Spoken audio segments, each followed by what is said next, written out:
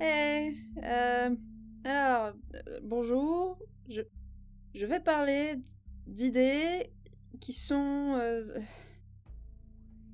politiques. Non, non, non, bordel de... ça va pas, non, non, non, pas la cuillère.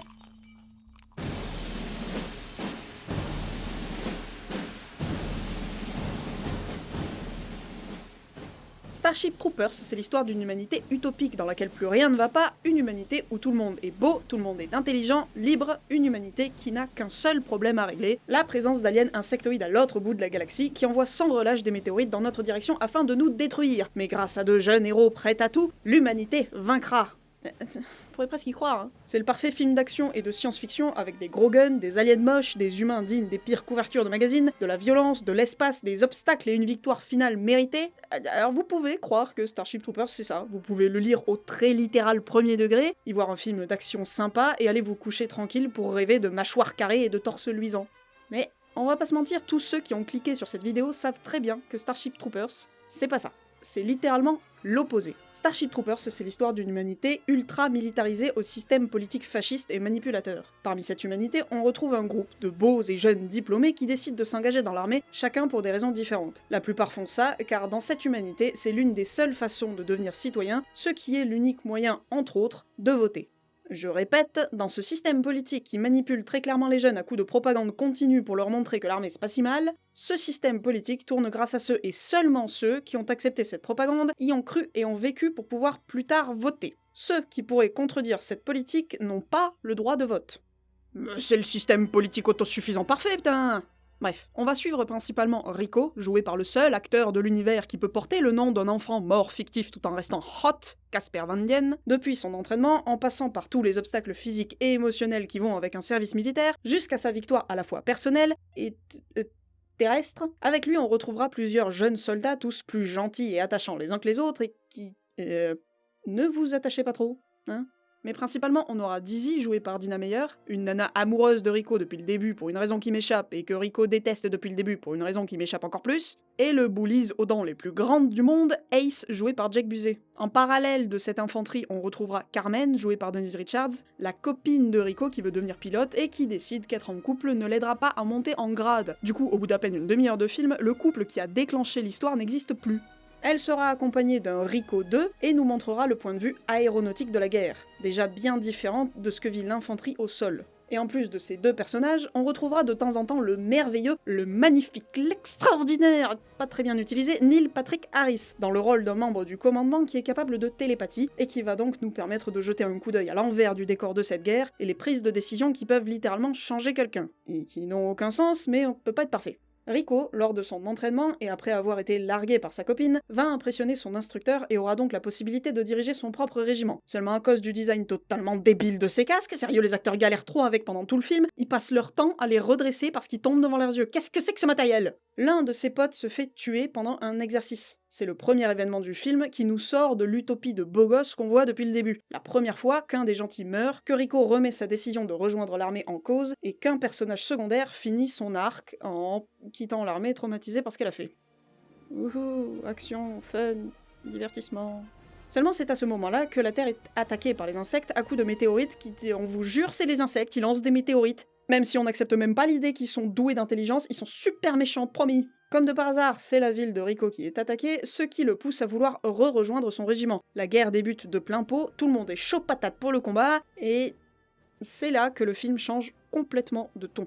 Au début du film, on voit un reportage sur un combat d'insectes contre les humains, qui se finit par la mort violente du journaliste et de beaucoup de soldats. On retrouve cette scène, mais cette fois-ci de l'autre côté de la caméra. On voit que ce sont les humains qui débarquent sur l'une des planètes des insectes, et qu'ils sont visiblement mal préparés. La scène dure près de 7 minutes. 7 longues minutes, sans musique, sans mise en scène héroïque, 7 minutes d'erreurs commises par des jeunes soldats mal préparés, inexpérimentés, mal équipés, 7 minutes de morts violentes, de cris d'agonie et de membres découpés, 7 minutes de trauma sans censure ni joli glaçage pour camoufler la réalité de cette guerre. On a beau voir des insectes géants à l'écran, c'est la violence des morts humaines bien plus réaliste que ce à quoi on pourrait s'attendre pour un film orienté action SF des années 90 qui nous saute à la gueule. Ces 7 minutes sont les plus importantes du film. C'est le seul moment où le film dévoile clairement son sujet, sans cacher son message derrière des caricatures exagérées ou des manipulations cinématographiques. C'est ce moment-là qui vous fait comprendre ce que vous êtes en train de regarder, ce que le film vous force à voir. une guerre. On s'en fout que ce soit la guerre contre les insectes, on voit une guerre qui pourrait être n'importe laquelle. C'est sale, c'est violent, maladroit, incertain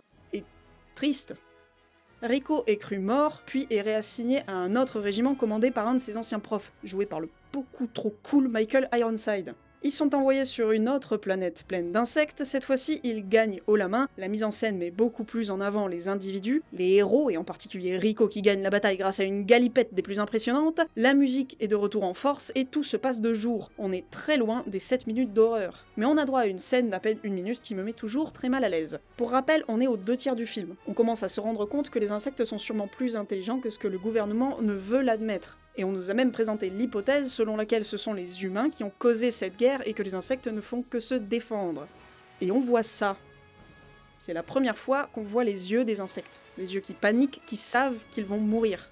Et en face, on voit des humains pleins de rage qui sont là pour détruire toute une espèce. Ça paraît peut-être anodin pour certains, mais croyez-moi, Verhoeven sait très bien ce qu'il fait. Chaque détail montré et le moment auquel ils sont montrés sont importants. Passé cette réussite, les soldats font la teuf, et Rico décide qu'il ne déteste plus Dizzy, et dans un moment très cringe, elle lui dit qu'elle l'aime, et il ne répond pas du tout. On va parler de ce personnage un peu plus précisément plus tard, hein. Ils reçoivent un appel d'urgence d'une autre base sur la planète et doivent voler à leur secours. Sur place, le régiment tombe sur un massacre absolu. Tout le monde est en pièces. Apparemment, les insectes ont tendu un piège aux humains en attaquant pendant le repas, depuis un tunnel sous la base. Et plus perturbant encore, un type d'insecte jamais vu peut visiblement absorber le cerveau des gens et même les contrôler. L'appel au secours était un piège. La base est très vite encerclée et on a à nouveau affaire à un combat insecte contre humain. Et ces derniers ne s'en sortent pas très bien. Le piège mis en place par les insectes est efficace et la quasi-totalité du régiment est tuée, y compris Dizzy et... Non, Michael! Tout le monde, légèrement sous le choc, est accueilli avec un grand sourire dans la station spatiale en orbite autour de la planète. Nos héros retrouvent leur ami Carl, qui est maintenant un haut gradé du commandement, et qui a l'uniforme qui va avec, et qui est très...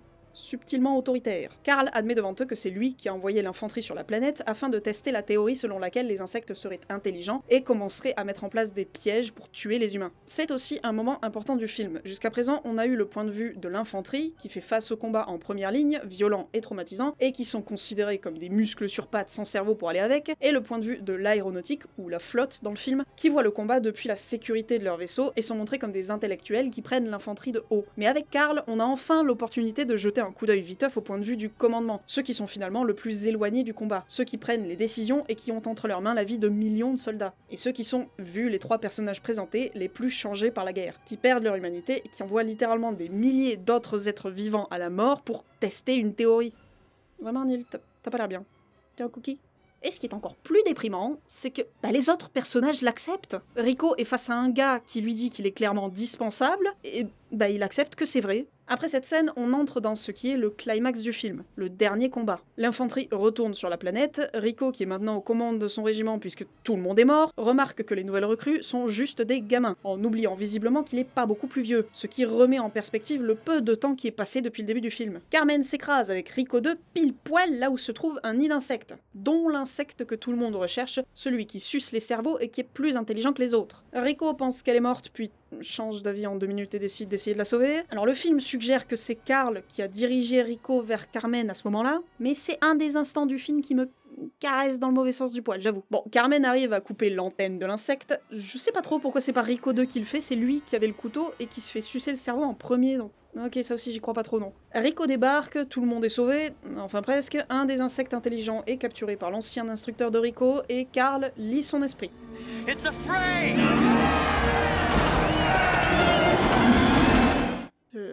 Ce moment de célébration me dégoûte à chaque visionnage du film. C'est le clou final dans le putain de cercueil de l'humanité. Tout le film est axé sur une montée de l'humanisation des insectes, et une descente de l'humanisation de l'humanité.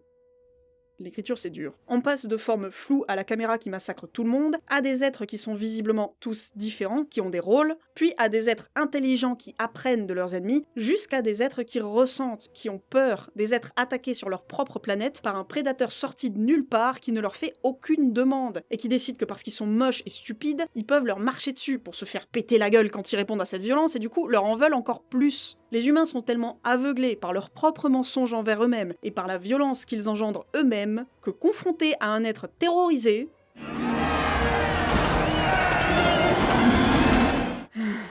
Le film se finit sans vraiment se finir. Les humains n'ont pas gagné la guerre, ils ont juste capturé un nouvel insecte et le torturent pour essayer de le comprendre. Rico et ses amis sont montrés comme des héros fiers d'eux-mêmes, mais concrètement, cette dernière bataille, dans ce que nous montre le film, pas dans les suites, n'a pas vraiment servi à grand chose. La mise en scène est tellement bien gérée qu'on l'oublie et qu'on a la sensation d'une énorme victoire, mais comme pour la propagande dans le film, cette mise en scène nous ment.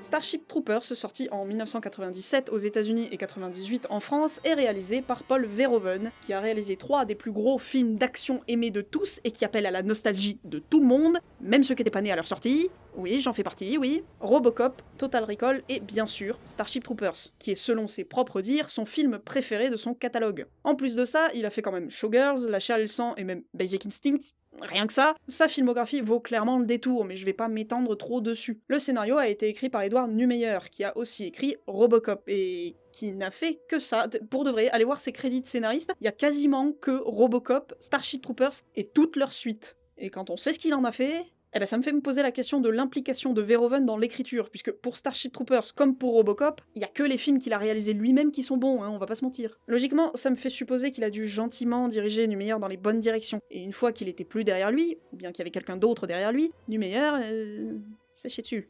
Le film est une adaptation du livre du même nom, qui en français s'appelle très sobrement Étoile, garde à vous, mais alors il va falloir que je parle un peu de tout ça. Je n'ai personnellement pas lu le livre, et cette chaîne n'est pas une chaîne de comparaison des livres et de leurs adaptations. Apparemment, il y en a qui croient que je peux parler d'absolument tout ce qui entoure un film, mais non, je peux pas.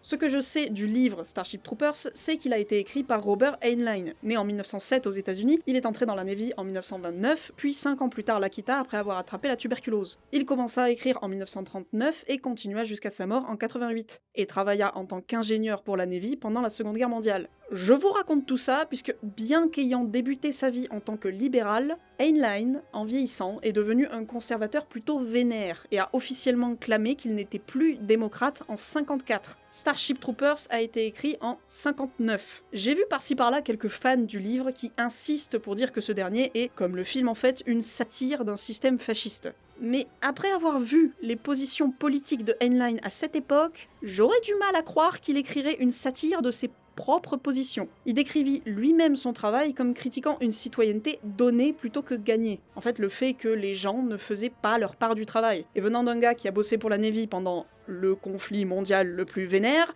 ouais, je vois d'où peuvent venir ces idées. Attention, je suis absolument pas d'accord avec ces idées. Je dis juste que je vois d'où ça vient. Donc ce livre a fait polémique à sa sortie, même toujours aujourd'hui, et bien que Heinlein soit considéré comme le papy de la hard SF, ou pour être clair, la science-fiction qui souligne son côté science, et science réaliste, attention, je peux pas vraiment dire que le livre ressemble au film. Et je peux pas non plus dire que ça m'attriste. Verhoeven lui-même n'a pas pu finir le livre, tellement le message politique l'a saoulé. Il a juste demandé à Neumeyer de le lui résumer. C'est dire à quel point le réalisateur de cette soi-disant adaptation n'aime pas le produit d'origine. D'ailleurs, le scénario de Neumeyer était à la base original, et s'appelait Bug Hunt at Outpost 9. Ouais, valait mieux changer le titre, ouais. Et c'est juste quand des similitudes avec le livre ont été remarquées que les droits de ce dernier furent dûment achetés et que le nom a pu être utilisé. Et c'est pour ce genre de raison que j'ai toujours du mal à parler d'adaptation en général. Ici, le réalisateur comme le scénariste avaient déjà commencé à travailler sur une histoire. Ils avaient déjà un message qu'ils voulaient porter, et sont tombés sur le livre par hasard. Et en plus, ils l'ont visiblement pas du tout apprécié. J'arrive décemment pas à appeler ce film une adaptation tellement l'équipe qui l'a créé manque de respect envers le livre soi-disant adapté. Et encore une fois, j'arrive pas à leur en vouloir. À part les noms des personnages approximatifs et une partie du setup, visiblement il n'y a pas beaucoup de points communs. Mais encore une fois, je ne suis pas une chaîne de comparaison livre-film, passons au cœur du sujet.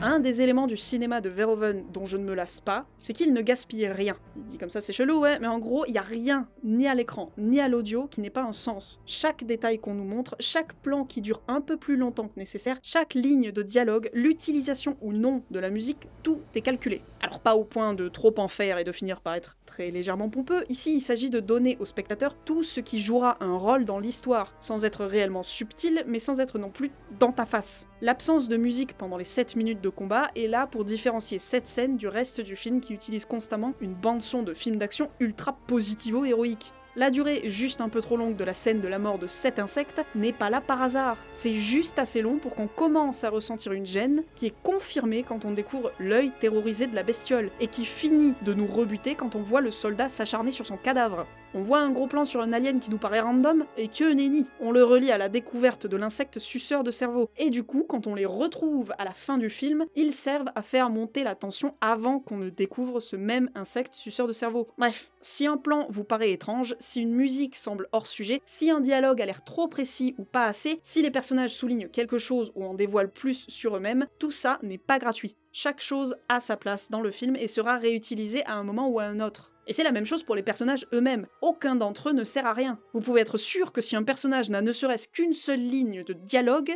il ou elle est là pour une bonne raison. Ce que j'aime particulièrement, c'est qu'ils ont quasiment tous un arc complet. Par exemple, cette nana, elle paraît anodine. Elle fait partie du groupe, on découvre vite fait qu'elle est là que pour obtenir sa citoyenneté et pouvoir avoir une carrière en politique. Quand par accident elle tue l'un de ses amis, en plus du trauma évident qu'on peut deviner, on la voit quitter le camp d'entraînement par une porte qui nous a été montrée auparavant et qui a été présentée comme une sortie honteuse.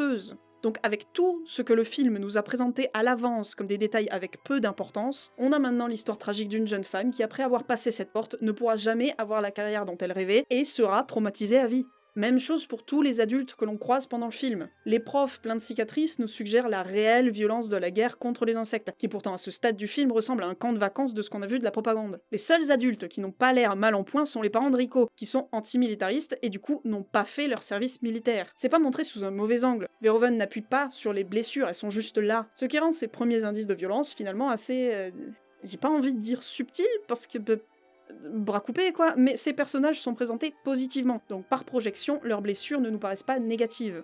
C'est pas la meilleure explication que j'ai jamais écrite, hein. Ce mec paraît secondaire? Non, il est là pour rappeler à Rico et à nous ce dans quoi il vient de se fourrer. Ce gars fait une blague en disant que ses études lui coûteraient un bras et une jambe, il meurt en se faisant démembrer. L'instructeur paraît minime? Non, c'est littéralement le héros de l'humanité à la fin du film. Et ouais, désolé Rico. Le père de Rico dit qu'il préférerait être fouetté plutôt que de rejoindre l'armée. Devinez quelle punition va subir Rico à la première erreur. Les parents de Carmen ont peur de ne plus jamais la revoir, ils vont mourir lors de l'attaque de Buenos Aires. La capitaine de Carmen est là pour rien? Non, elle permet de souligner à ce moment précis la distanciation de la flotte par rapport au combat et à leur violence extrême. Aucun dialogue n'est là pour rien. Tout le monde a une raison d'être là. Même Dizzy, qui pourtant représente une histoire que je ne porte pas dans mon cœur, étant donné que Rico la traite comme un chewing-gum mâché pendant des jours, vous savez, ceux qui finissent par être granuleux et qui se désintègrent entre vos dents.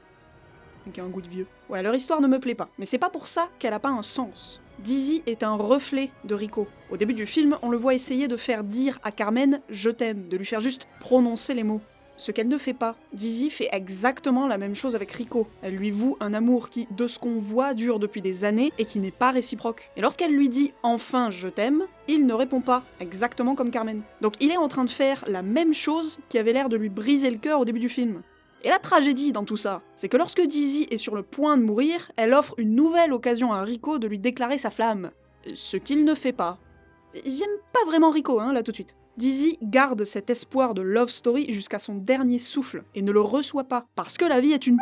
C'est un arc de personnage qui n'est pas forcément très satisfaisant, son personnage n'évolue pas. Je dirais même qu'elle est la seule à stagner tout le long du film. Et elle représente le cliché du triangle amoureux que je n'adore pas. Mais elle sert à remettre en perspective le personnage de Rico, qui nous paraît parfaitement parfait, mais qui dans ses actions est pas ouf.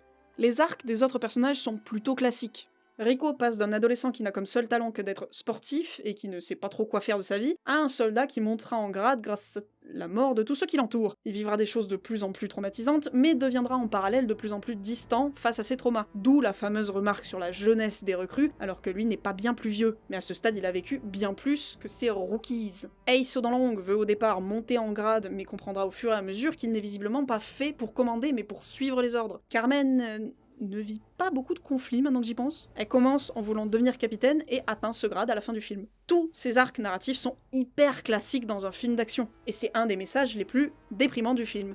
Oui, il y en a beaucoup, oui, vous avez cru qu'on était là pour se faire plaisir. Ces personnages n'apprennent absolument pas de leçons. Ils ne comprennent pas miraculeusement qu'ils ont eu tort de faire du mal à des êtres intelligents. Ils ne se rendent pas compte que leur système politique est complètement foireux. Et ils ne se disent pas que peut-être la violence, je sais pas, n'engendre que la violence. Ça fait hippie dit comme ça, mais c'est vrai, Ces leçons, c'est le spectateur qui les apprend, s'il est attentif. Mais dans la diégèse du film, l'humanité n'a pas changé d'un poil de cul. Ils vont dans la même direction qu'au début. Et en plus, ils ont même pas gagné la guerre, ils ont juste capturé un alien. Ce manque de changement est une façon pour le film de nous souligner toutes les leçons qu'on est censé en tirer. Ça aurait été très facile de faire en sorte que, quand Carmen et Rico comprennent que les insectes ont peur pour leur vie, ils prennent conscience du génocide auquel ils sont en train de participer, et de finir sur un discours héroïque sur ce que ça veut dire que d'être humain et blablabla. Mais il faut admettre qu'en plus d'être complètement irréaliste, une fin comme ça aurait atténué une grande partie des messages du film. Quand tu fais une happy end à des problématiques aussi profondes, la morale à laquelle les gens sont censés faire attention dans la réalité est annulée. Prenez le Lorax, qui est une purge et l'une des pires adaptations de l'univers. Dans le bouquin, les enfants sont censés comprendre que c'est à eux de faire attention pour que la nature soit préservée. Dans le film, comme il y a une happy end de ouf, les enfants vont juste se dire que même s'ils continuent à faire n'importe quoi, il y aura toujours quelqu'un pour trouver une solution au dernier moment. Ça annule tout. Comment j'en suis arrivée à parler du Lorax, moi? Bref, c'est le même principe pour ce film. Verhoeven voulait nous prévenir de ne pas nous diriger vers le fascisme et une militarisation à outrance, et pour qu'on ait peur de ces résultats, il ne fallait pas de réel happy end. Même si son coup de génie a été de donner la couleur, le goût, que dis-je, l'odeur d'une happy end sans en être réellement une. Mais il y a bien plus de coups de génie dans ce film. Je vais vous regarder ici pendant des heures, des jours, des années. Non, regardez pas la timeline.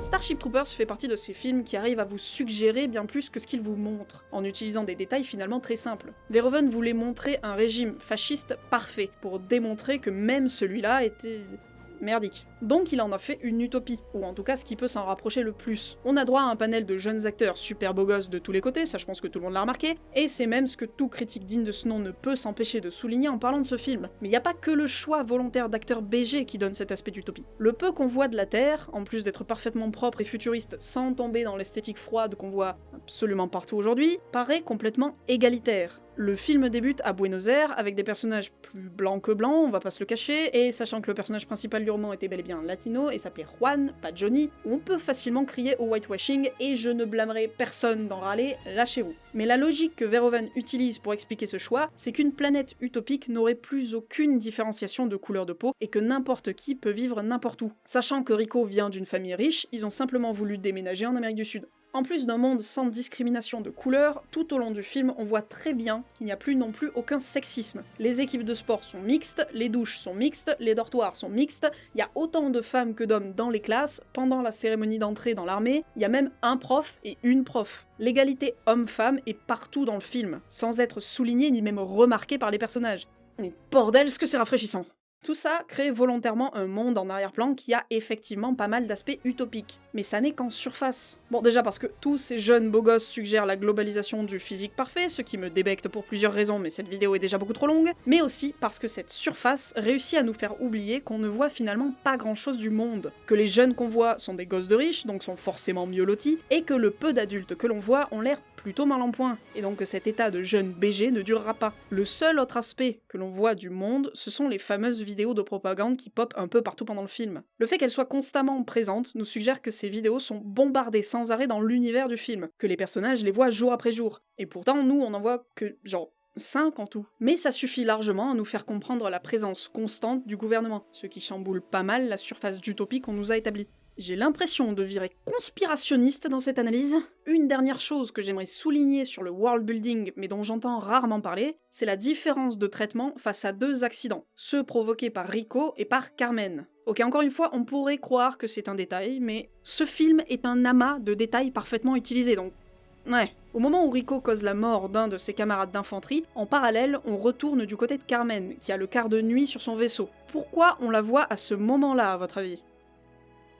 Ouais, c'était rhétorique, mais là, normalement, vous m'écoutez. On la voit parce qu'au moment où Rico fait une erreur, elle en fait une aussi. Lors de son quart, elle modifie la trajectoire du vaisseau, ce qui l'amène face à un astéroïde qui passe à un poil de fesses de le détruire. La seule différence entre ces deux situations, en plus du fait que Carmen a joué la vie de bien plus de monde que Rico, c'est que Carmen est celle qui règle la situation. Ce qui fait que son capitaine oublie totalement que le problème est survenu à cause d'elle à la base. Rico se voit fouetté devant tout le monde pour une erreur due à un matériel défectueux et à une autre personne de son régiment, alors que Carmen est acclamée par tous parce qu'elle a fait perdre une bonne partie du vaisseau plutôt que d'avoir suivi l'itinéraire de base qui était safe. Cette injustice aberrante nous montre l'inégalité de traitement des soldats de l'infanterie et ceux de la flotte, aussi soulignée par les façons de faire bien différentes des deux instructeurs d'ailleurs.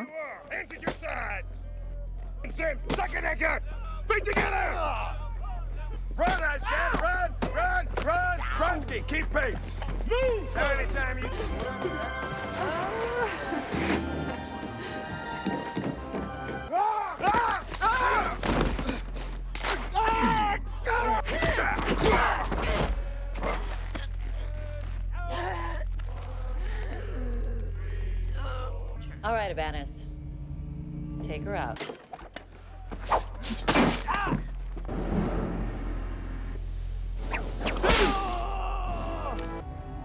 We have a hell of a flight team.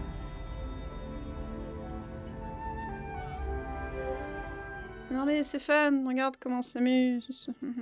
L'inégalité en fonction des circonstances, l'inégalité des punitions, bref, c'est la première fois dans le film qu'on voit que ce monde et ce gouvernement pourtant si égalitaire de tous les côtés, et bien dans la réalité des choses, c'est tout l'inverse. L'utopie présentée dans la première demi-heure du film s'effrite petit à petit par tous ces détails, en commençant doucement par la rupture de Rico et Carmen qui, si on suivait les clichés de films ricains, finirait dans une maison de banlieue avec un chien et 3 gosses. Ensuite on a la première mort du film, inattendue et violente et surtout causée par un personnage allié, puis on subit la punition de Rico, l'injustice de cette punition face à l'ovation de Carmen, pour finir sur la déclaration de guerre qui finit de nous faire oublier que ce monde devait être utopique. Après cette étape, le world building est presque fini, à part certains aspects de la culture des insectes qu'on va découvrir dans la suite, le monde humain qu'on nous montre reste à peu près le même, si ce n'est qu'il devient de moins en moins humain.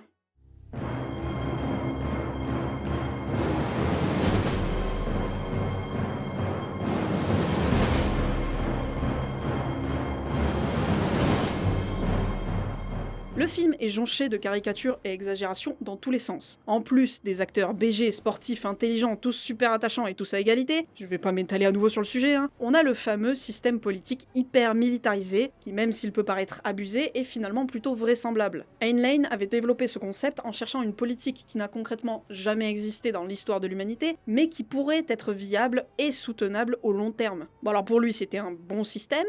Je suppose que ça dépend de vos opinions politiques, mais perso je penche du côté de Verhoeven, je penche beaucoup, je chavire même. En dehors du système de citoyenneté et de vote à gagner, le film met en place une militarisation à l'extrême, j'ai l'impression que ça fait 36 fois que je le dis, mais là où elle devient une caricature, c'est par les choix pris par le commandement. Entre la propagande pas vraiment subtile, des tactiques ridicules, des erreurs stratégiques flagrantes, des montées en grade montrées comme héroïques alors que c'est juste que tout le monde meurt constamment. L'armée de Starship Troopers, même si elle est filmée comme étant parfaite, dans les faits, c'est digne de mes pires parties de Civilisation.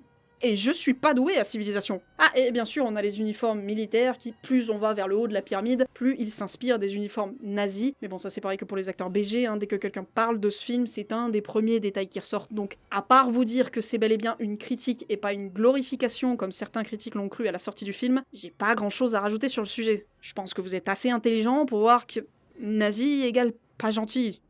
Je crois en vous. Mais en plus des caricatures dans la diégèse du film, c'est tout le film lui-même qui est une caricature des films d'action SF de son époque. Ça se voit particulièrement dans la musique, qui est beaucoup trop à fond tout le temps.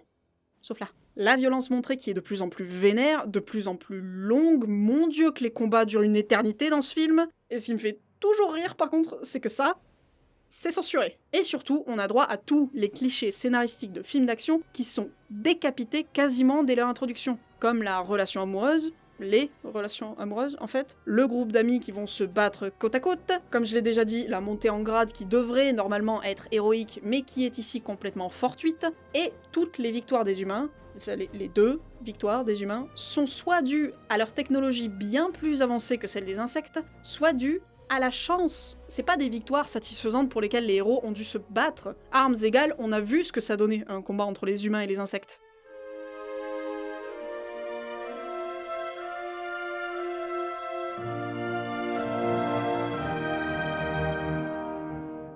Pour conclure cette beaucoup trop longue analyse, je dirais que pour moi le film brille par ses contrastes. Alors, par contraste, je veux parler d'idées qui sont mises face à face sans pour autant être en contradiction. Juste pour qu'on soit clair sur tout mon super discours final là. On a les différences flagrantes entre l'infanterie, sans vie privée, violente, traumatisante et injuste, et la flotte qui est intimiste, intellectuelle et à l'abri des conflits directs. Et ces deux mondes sont plus tard dans le film confrontés avec celui du commandement qu'on voit très peu, mais qui a l'air dénué de toute humanité et personnalité. On a le contraste plus concret entre la présence et l'absence de musique, celui entre une défaite de nuit, horrifique et violente, et une victoire de jour, plein de gestes héroïques, de violence mais cette fois-ci c'est contre des ennemis insectoïdes, donc c'est pas grave, et de célébration. On a ceux entre les thèmes musicaux. Les morceaux qu'on entend par-dessus l'infanterie et ceux de la flotte ont des ambiances bien distinctes. Pour l'infanterie, on a une musique à base de percussions et de cuivre, qui donne un aspect très héroïque aux compositions. Pensez au thème de Superman par exemple, qui utilise beaucoup de cuivre, et aux parades militaires qui sont à base de caisses claires et autres percus. Si vous mélangez ça, vous aurez les thèmes de l'infanterie. Alors que les musiques de la flotte sont plus axées sur les instruments à cordes et à vent, ce qui donne un côté beaucoup plus merveilleux et positif aux morceaux. Pensez par exemple à Harry Potter, c'est le premier truc qui me vient en tête là. Ensuite, on a les contrastes entre ce que montrent les médias dans le film et la réalité des choses, sans montage, ni musique, ni narrateur au discours bien préparé. On a le contraste de la réaction des aliens qui perdent et celle des humains qui gagnent. Celui d'une fin filmée comme victorieuse et qui ne l'est en réalité pas du tout. Starship Troopers est un film d'action qui se révèle être une caricature de ces mêmes films d'action, le tout réalisé par un des réalisateurs de films d'action les plus proéminents de la décennie. Même le titre est un contraste avec lui-même. D'un livre fasciste, on passe à un film antifasciste. C'est tout ça qui fait que Starship Troopers est un film qui ne sera jamais oublié ni oubliable. Ces contrastes créent un résultat tellement en symbiose avec ce qu'il critique, et pas en opposition avec ce qu'il critique comme on le voit plus souvent, que son message est difficilement contre-argumentable. C'est pour ça que pas mal de gens ont cru au départ que le film faisait l'éloge de ce qu'il condamne en réalité. Parce que Verhoeven a sincèrement essayé de créer le monde parfait imaginé par ses opposants. Il l'a imaginé et l'a créé le plus fidèlement possible, pour faire en sorte que les critiques qui découlent du film n'apportent pas de réponse bateau du genre « c'est parce que vous avez rien compris, vous nous avez mal dépeint volontairement pour descendre notre façon de penser, etc. etc. » Alors, le film est pas parfait, certaines caricatures sont très exagérées, et ceux qui sont prêts à se tordre le cerveau pourront dire que tout ça, c'est finalement une énorme manipulation super bien ficelée, que Verhoeven utilise lui-même ce qu'il critique. Ouch. C'est la première fois sur la chaîne que je m'attaque à des idées politiques. Et j'ai beau vous parler d'un film, et vous parler des idées du film, finalement c'est votre opinion sur ces sujets qui vont déterminer votre lecture et votre appréciation du film. Et ça, je peux pas vous l'imposer. Je peux pas déclarer c'est bien ou c'est mal. J'ai essayé de décortiquer les messages créés par le réalisateur, les messages qu'il serait assez compliqué de retirer au film, puisqu'il s'agit des intentions de départ, des intentions profondes de Starship Troopers. Que vous soyez d'accord avec ou pas, ça vous vous démerdez, Mais Starship Troopers a cette particularité d'être lisible par tout le monde, parce qu'il traite ces sujets avec ni trop peu de subtilité, qu'il adopte un format grand public et le maîtrise parfaitement, et qu'il utilise volontairement des clichés que la grande majorité du public connaît et apprécie. Bon, et puis pour conclure sur quelque chose de plus léger, je me suis pas trop penché sur le sujet parce que ça se voit, mais ce film, qu'est-ce qu'il est beau, bordel de...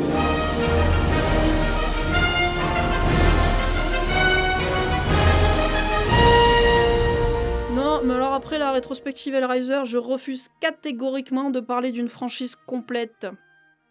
Vous pouvez pas me forcer.